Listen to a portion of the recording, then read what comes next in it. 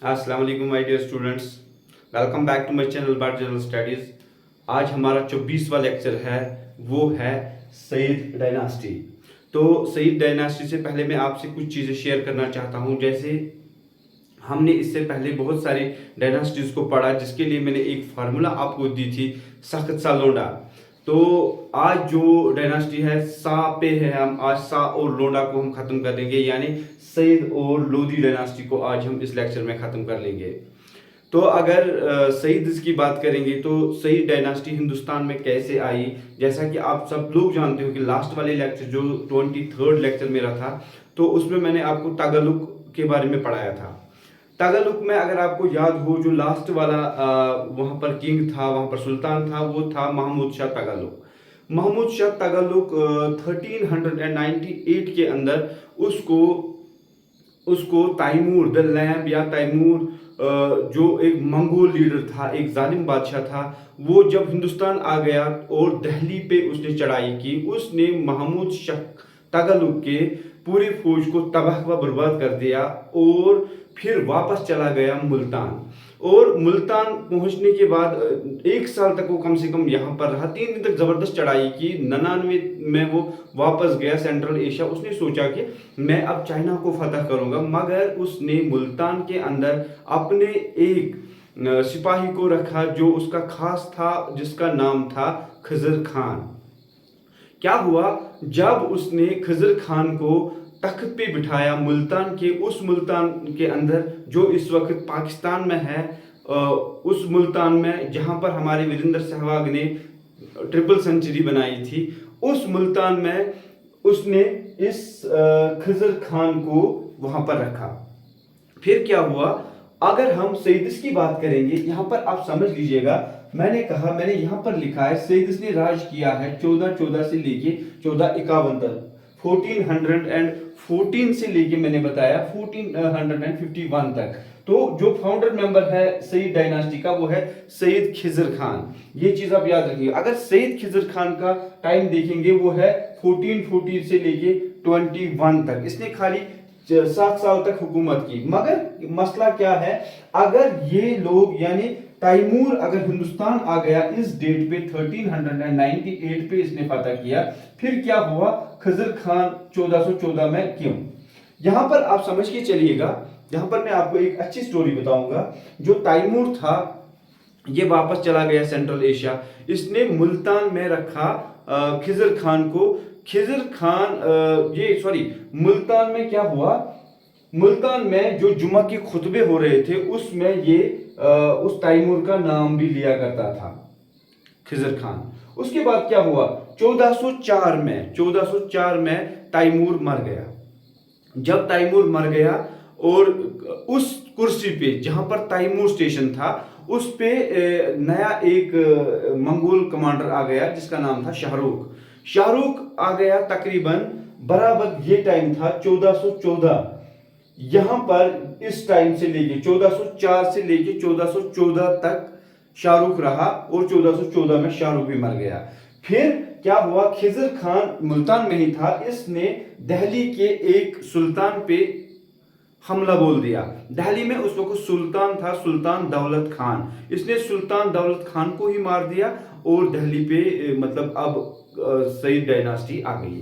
तो दरअसल हम पढ़ रहे थे दिल्ली सल्तनत, तो ये दिल्ली सल्तनत की सेकंड लास्ट डायनास्टी है, जो सईद डायनास्टी के नाम से जिसे जाना जाता है। तो अब हम गौर से इस चीज को पढ़ेंगे। तो यहां पर मैंने लिखा है, अगर सईदिस की डायनास्टी को देखेंगे 1414 से लेके 51 तक, कुल मिलाकर बात यह है 14 से स्टार्टिंग एंड तो 51 में बस खेल खत्म।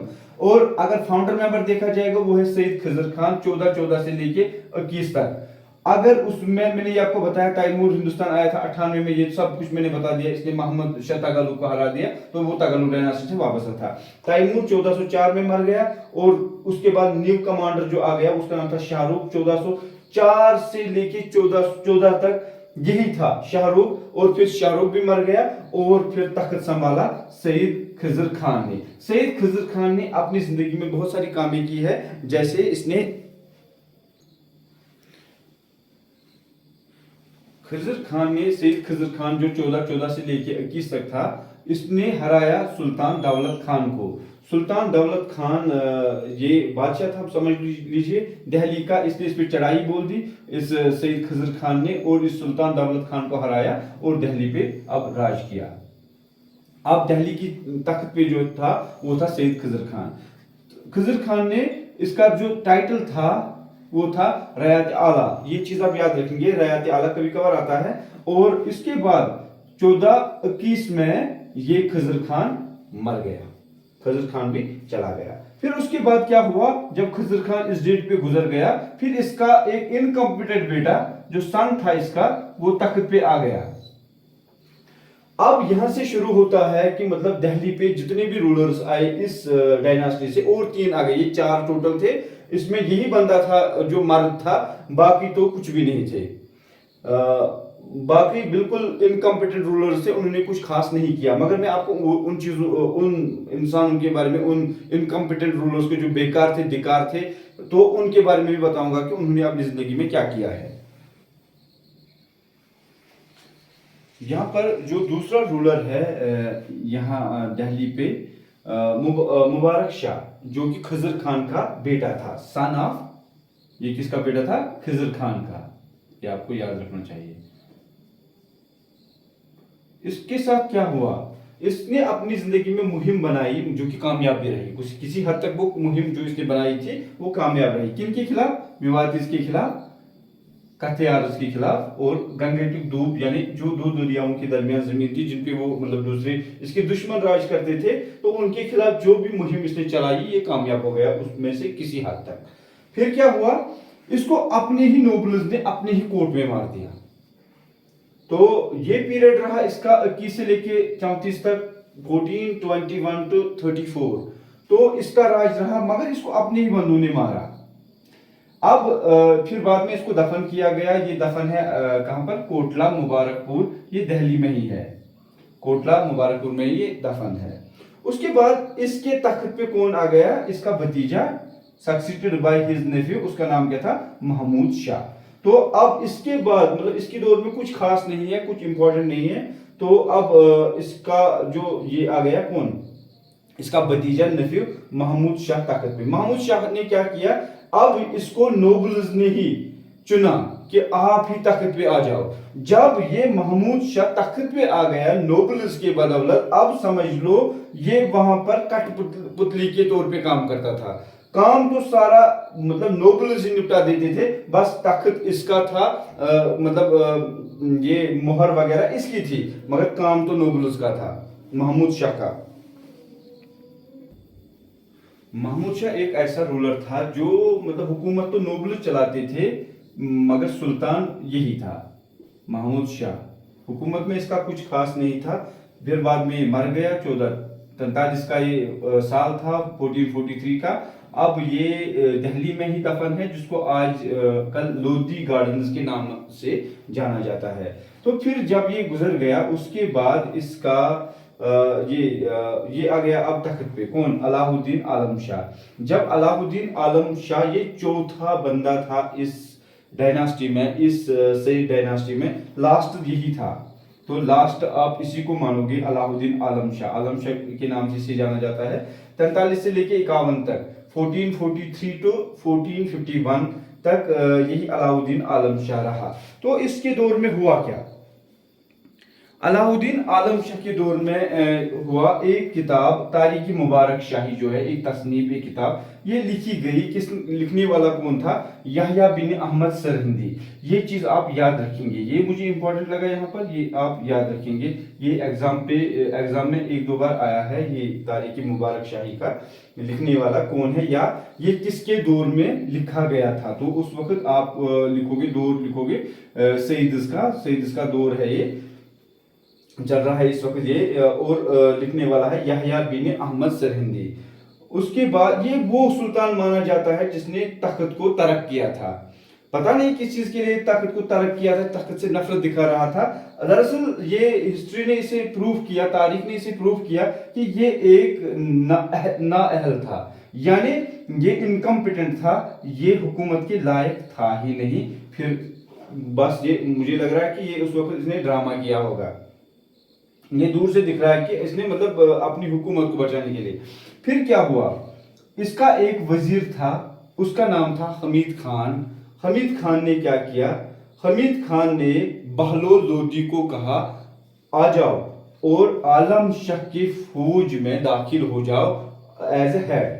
वो आ गया, बहलोल लोदी आ गया और आलम शाह की फौज में दाखिल हुआ। और इसी के दौर में, सईद डायनास्टी के दौर में ही बहलोल लोदी जनरल बन गया आर्मी का, इस अलाउद्दीन आलम शाह के दौर में ही। कौन, बहलोल लोदी। यहाँ पर ये पॉइंट मैंने नोट लिखा यहाँ पर, जैसे मैंने बताया था कि इसका एक वजीर था जिसका हमीद खान नाम था। उसने बहलोल लोदी को दावत दिया कि आर्मी में आप एक पोस्ट के तौर पे चार्ज लीजिएगा।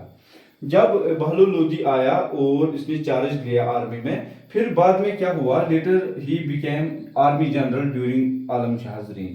तो इसी दौर में ये आर्मी का जनरल मुकर्रर हुआ और बाद में यही तख्त पे आ गया। कौन, बहलोल लोदी।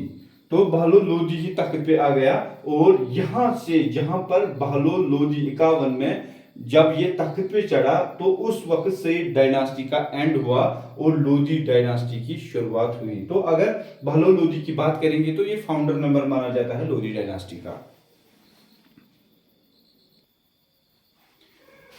यहाँ पर सईद डायनास्टी का इख्तिताम हो गया और लोदी डायनास्टी वजूद में आ गई। जैसे मैंने पहले ही आपको बता दिया कि बहलोल लोदी जो जनरल बन गया था, किसके दौर में, आलम शाह के दौर में, जो ये जनरल बन गया था आर्मी का।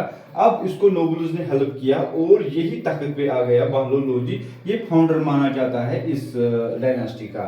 इस डायनास्टी में अगर आप नजर एक मारोगे यहाँ पर, तो 3 यहाँ पर इस तख्त पे आ गए। ये लास्ट वाले ऐसे रूलर्स थे जिन्होंने दिल्ली का तख्त संभाला। और अगर आप यहाँ पर देखोगे, बहलोल लोदी इसने 51 से लेके 99 तक, 1451 से लेके 1489 तक इसका राज रहा। उसके बाद इसका बेटा आ गया जिसका नाम था सिकंदर लोदी। सिकंदर लोदी 1489 से लेके 1517 तक इसका ये रहा। और जो लास्ट वाला लोदी था, ये इब्राहिम लोदी, ये सिकंदर लोदी का बेटा था। तो 1517 से लेके 1526 तक। तो इसके बाद यहाँ पर मुगल्स आ गए, मगर मुगल्स से पहले, मुगल्स की डायनास्टी में आज आपको नहीं बताने वाला। आज हम इन 3 को खत्म कर लेंगे यहाँ पर कि इन्होंने क्या किया। अब ये दिल्ली की लास्ट वाली ऐसी सल्तनत है, ये लास्ट वाली सल्तनत मानी जाती है ये लोदी डायनास्टी। अगर आपको कहा जाए कि पहली डायनास्टी कौन थी, वो थी कौन सी, स्लेव डायनास्टी। वो ये आप याद रखेंगे, वो लास्ट वाली लोदी। और पहला वाला वहां पर कौन था, कुतुबुद्दीन ऐबक। और यहाँ पर लास्ट वाला कौन है, इब्राहिम लोदी। तो ये चीज आप याद रखेंगे। तो इसके बाद मुगल्स आए थे। पहले हम शुरू करेंगे बहलोल लोदी से। बहलोल लोदी के बारे में मैंने पहले ही आपको बताया था कि ये मिलिट्री कमांडर जनरल था और उसके बाद यही तख्त पे आ गया आलम शाह के बाद। जब ये तख्त पे आ गया, इसने बहुत सारी कामें की। जैसे क्या क्या किया वो मैं आपको अच्छी तरीके से बताऊंगा। यहाँ पर अगर हम लोदी डायनेस्टी के बारे में, मैंने आपको बताया ही 1451 से लेकर 26 तक, तो 1526 तक। तो यहाँ पर अगर आप देखोगे, बहलोल लोदी जो पहला था 1451 से लेकर 1499 तक, 1451 टू 1489 तक इसकी हुकूमत रही। फिर क्या हुआ, इसके दौर में इसने कोकार, जो मतलब ये तो मशहूर ही है हिस्ट्री में कि उसको बहुत सारे रिवोल्ट्स हुए, मगर इसने उनको मतलब सप्रेस किया, इसने इनको हराया। और इसके दौर में क्या हुआ, जो कालपी का एरिया था, कालपी और धौलपुर, ये इसी की सल्तनत के तहत था, दिल्ली के तहत था। इसने उसके अलावा शार्की डायनास्टी जो थी जौनपुर में, तो इसने उसको भी दिल्ली का हिस्सा बनाया। और फिर बाद में क्या किया, अपने बेटे बरबख्श शाह को क्या किया, इसने इसको जौनपुर का गवर्नर मुकर्रर किया। उसके बाद क्या हुआ, इसके बाद और एक पॉइंट इंपॉर्टेंट है जो बहलोल लोदी से रिलेटेड है। इसने इशू किए कॉपर कॉइन्स। कॉपर कॉइन्स सिक्के जो है वो इसी ने छापे। उसके बाद क्या हुआ, इसी के दौर में, इसी टाइम पे जब इसने कॉपर कॉइन्स इशू किए, और इसका जो बेटा था बारबक्श शाह जो गवर्नर था जौनपुर का, इसने उस वक्त डबल फॉल्स और सिंगल फॉल्स कॉइन्स को भी मिंट किया, उसी वक्त बनाए ये दो कॉइन्स। इसके बाद बहलोल लोधी इस जमाने में गुजर गया 1499 में, 1489 में ये मर गया।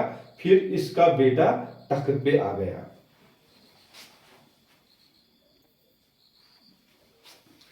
सुल्तान सिकंदर की अगर हम बात करेंगे, सुल्तान सिकंदर जो था ये बेटा था, सन था किसका, बहलोल लोधी का, बहलोल लोधी।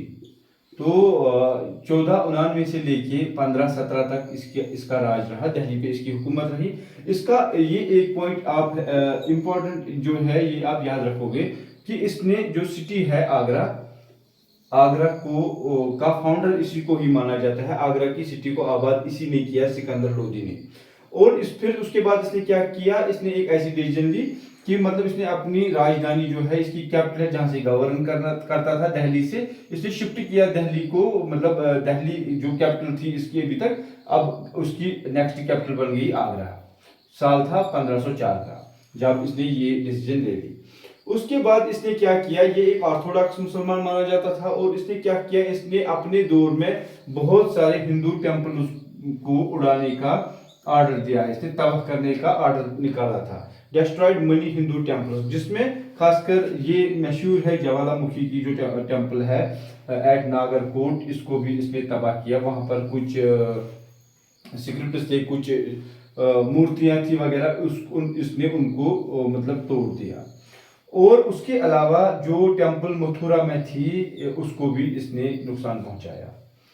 उसके अलावा जो सिकंदर लोधी है, सिकंदर लोधी ने एक टैक्स जो जाजिया टैक्स जो नॉन मुस्लिम्स पे लगाया जाता था, उससे पहले अलाउद्दीन खिलजी के दौर में, अगर आपको याद हो तो वहां पर भी मैंने आपको बताया था इन टैक्सों के बारे में। 5 किस्म के टैक्स मैंने वहां पर डिफाइन किए थे। तो इसने फिर से, ये बंद हो गया था किसी दौर में, अब ये रीअम्पोज हो गया जाजिया टैक्स इसी की हुकूमत में। फिर उसके बाद क्या हुआ, ये यहाँ से एक तरीके से काबिल इंसान भी था, किस में, तो इसको महारत थी एग्रीकल्चर में, एग्रीकल्चर डेवलप करने में इसको, मतलब उसको मजा आता था इसमें डेवलप करने में, और ये मैथमेटिक्स भी जानता था। इसने एक टूल दिया जिससे लैंड को नापा जाता था, यानी कि एक तरीके का स्टेप भी मानेंगे उसे, तो वो मेजरिंग टूल को इसके नाम से जाना जाता था, गाजी सिकंदरी। तो गाजी सिकंदरी जो है ये मेजरिंग टूल है वो, कि जिससे लैंड को नापा जाता था। तो ये आप याद रखेंगे। उसके बाद इसने बहुत सारे इलाकों को भी फतह किया, जैसे जिन इलाकों को इसने फतह किया था उसमें है बिहार है, धौलपुर है, नरवार है, वेस्ट बंगाल है, वेस्टर्न पार्ट ऑफ बंगाल, तो और है कुछ हिस्से ग्वालियर के, नागौर। इन हिस्सों को इसने दिल्ली सल्तनत के अंदर लाया। तो ये हिस्से अब दिल्ली से ही गवर्न किए जाते थे, Bihar, West Bengal, Dholpur, Narwar and some parts of Gwalior and Nagaur, ये आप याद रखेंगे। इसने अपने जमाने में बहुत सारी फसलों पे जो उन पे ड्यूटीज यानी टैक्स हटा दिया, इसमें से कारण तो इम्पोर्टेंट है। और ये शायर भी था, मैथमेटिशियन भी था, ये पोइम वगैरह लिखता था, तो ये नज़में गजलें वगैरह इसने लिखे हैं। इसने ये पर्शियन में इसने लिखी है एक किताब जिसका नाम है गुलरुख। तो गुलरुखी इसी के कलम से लिखी गई। फिर यहाँ पर इख्तिताम होता है सिकंदर लोधी का। तो सिकंदर लोधी के दौर में आप बहुत सारी चीजें याद रखोगे। ये एक्चुअली इसका नाम जो था सिकंदर लोधी इसका असली नाम नहीं था। तो एक तो इसका ये नाम नहीं था, दूसरा ऑर्थोडॉक्स मुसलमान बन गया, मगर इसकी जो माँ थी वो हिंदू थी। ये चीज आप याद रखेंगे। असली नाम जो इसका था वो था निजाम खान। रियल नेम अगर हम इसका देखेंगे निजाम खान, आप याद रखेंगे निजाम खान। और जो इसकी मदर थी ना वो हिंदू थी, मदर इसकी हिंदू थी। निजाम खान असल नाम था इसका। और एक चीज जहां पर आप याद रखेंगे, इसका जो कंटेम्परेरी था, यानी कि इसके दौर में एक इंपॉर्टेंट रूलर भी था, उसका नाम था राणा संगा। राणा संगा को हमें अलग से पढ़ना पड़ेगा। तो राणा संगा अब कंटेम्पररी के तौर पे आप इसको याद रखो। कंटेम्पररी वाले बहुत सारे सवाल आते हैं, जैसे बुद्धा में वहाँ जैनिज्म वगैरह, तो उस जमाने में डायनास्टी थी दूसरी साइड से, तो हरियांका, शिशनागा, नंदा, वो भी आपको याद रखनी चाहिए, क्योंकि कंटेम्पररी से तो कोई ना कोई सवाल आ ही जाता है। तो यहाँ पर राणा संगा को आप याद रखेंगे, राणा संगा मेवाड़। तो यहाँ पर इसका दौर खत्म होता है सिकंदर लोदी का, और अब इसका बेटा आता है लास्ट वाला, जो इब्राहिम लोदी, उसका नाम है इब्राहिम लोदी। इब्राहिम लोदी के जमाने में क्या हुआ, देखो बाप ने कितने साइड से दुश्मन ने पाल के रखे थे, बिहार, वेस्ट बंगाल, धौलपुर, नरवार, ग्वालियर, तो ऑटोमेटिकली जहां जहां से इसने नुकसान किया, ज्वालामुखी टेम्पल को तोड़ दिया, या नागरकोट में, उसके अलावा मथुरा में भी नुकसान किया, बहुत सारे, उसके अलावा भी बहुत सारे ऐसे टेम्पल्स भी होंगे जो यहाँ पर नहीं आई, मगर जहां जहां से इसने कुछ उस वक्त किया होगा तो ऑटोमेटिकली रिवोल्ट तो वहां से आएंगे ही। तो जो इसका बेटा आ गया अब तख्त पे, उसको ज्यादा दुश्मनों का ही सामना करना पड़ा, और बाकी दुश्मनों से तो वो लड़ा बेचारा, मगर उसको समझ लो कि अपनों ने ही हराया उसको, जो अपने बंदे थे, अपने फैमिली में थे। तो खासकर उसका जो अंकल था दौलत खान, उसने भी उसे बहुत ज्यादा तंग किया।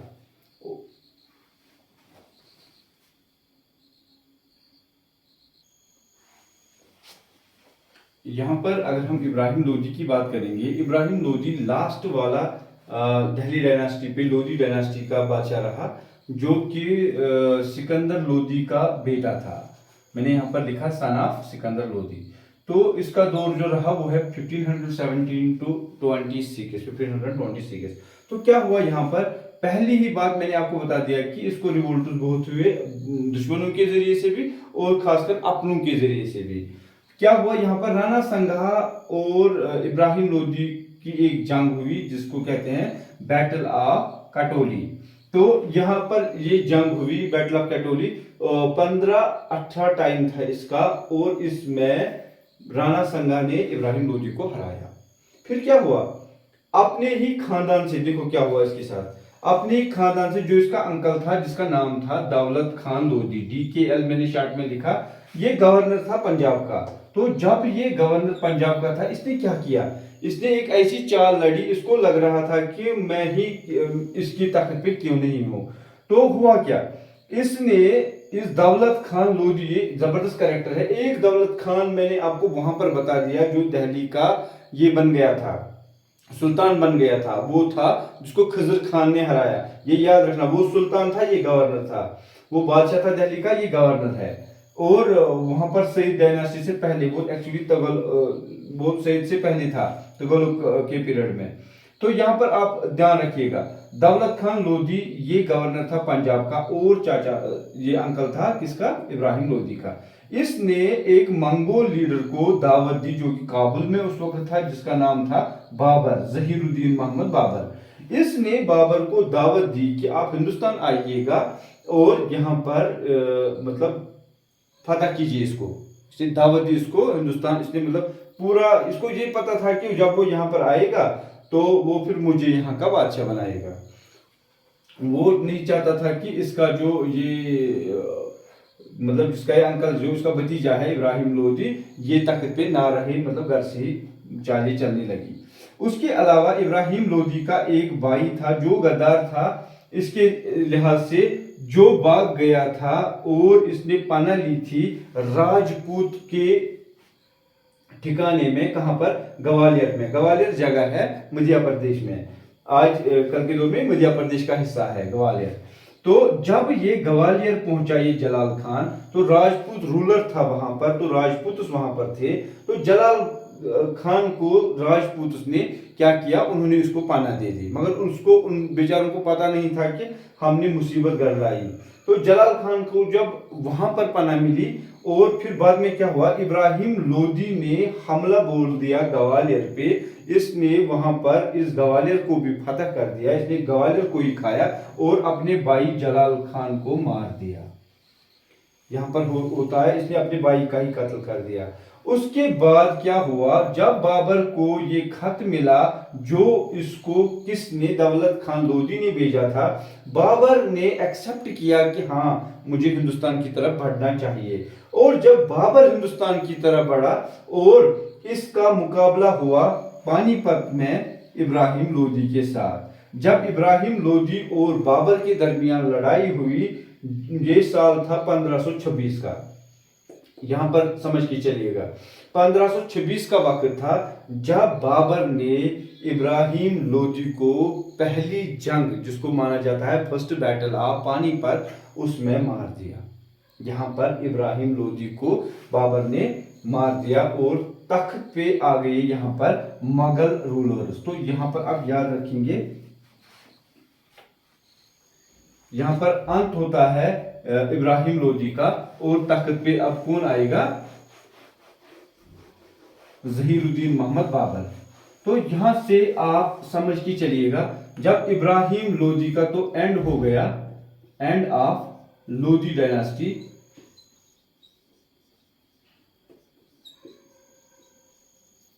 और स्टार्ट किसका हुआ, यहां पर शुरुआत हो गई किसकी, मुगल रूलर्स के,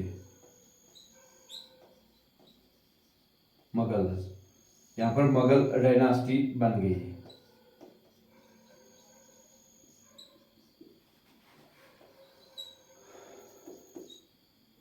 कहां से लेके 1526 से लेके 1857 तक, 1857 की रिवोल्ट तक आप समझ के चलिएगा। यहां से तकरीबन 333-35 ऐसा कुछ, 350 समझ के चलिएगा। तो हुकूमत रही यहां पर मुगल्स की, ये भूलने के काबिल है ही नहीं। तो लोधी डायनास्टी एंड और शुरुआत किसकी हुई, मुगल डायनास्टी की। मुगल डायनास्टी में बहुत सारे बादशाह आ गए, पहले जहीरुद्दीन मोहम्मद बाबर, उसके बाद हुमायूं, उसके बाद फिर शेर शाह सूरी की डायनास्टी, फिर वापस हुमायूं, फिर अकबर। तो बहुत सारे ऐसे जिसमें स्ट्रांग मुगल्स भी है और वीक मुगल्स भी है। तो मुझे लग रहा है आज के लिए ये दो डायनास्टी जो मैंने बता दी, एक तो मैंने आपको सैयदस के बारे में बता दिया, दूसरा तो लोधी के बारे में बता दिया। तो यहाँ पर इख्तिताम होता है लोधी डायनास्टी यानी दिल्ली सल्तनत की, सल्तनत की यहाँ पर इख्तिताम हो ही जाता है। अब कौन आ गए नए, वो है मुगल डायनास्टी। तो अब हम मुगल डायनास्टी को बहुत अच्छी तरीके से पढ़ेंगे। मुगल जो है ये हिस्ट्री में एक इम्पॉर्टेंट हिस्सा है, और इसी दौर में क्यों खासकर हिस्सा इंपॉर्टेंट है, जो भी एग्जाम कॉम्पिटिटिव एग्जाम है आपका, उसमें इंडियन नेशनल मूवमेंट्स और ये खासकर यहाँ से मुगल से बहुत सारे सवाल आते हैं, या फ्रीडम मूवमेंट्स वो एग्जाम में होती है बहुत ज़्यादा। जो भी हमारा एग्जाम होता है, हर एग्जाम में समझ के चलिएगा, अगर मिसाल के तौर पे किसी अगर हिस्ट्री पोर्शन में 20 मार्क्स होते हैं तो 15 मॉडर्न से आते हैं। तो यहाँ से आपको किसी टॉपिक को छोड़ना नहीं है। तो आज के लिए इतना काफ़ी है। इंशाल्लाह कल मैं आपको ये मुगल डायनास्टी में शुरू करूंगा, और हम पहला जो रूलर है वो है जहीरुद्दीन मोहम्मद बाबर। कल हम वहाँ से शुरू करेंगे मुगल डायनास्टी। और अगर आपको मेरा वीडियो पसंद आया हो तो इसको शेयर कीजिए, लाइक कीजिए, कमेंट कीजिए, ताकि बाकी लोगों को भी फ़ायदा मिले। बाकी अल्लाह हाफिज़।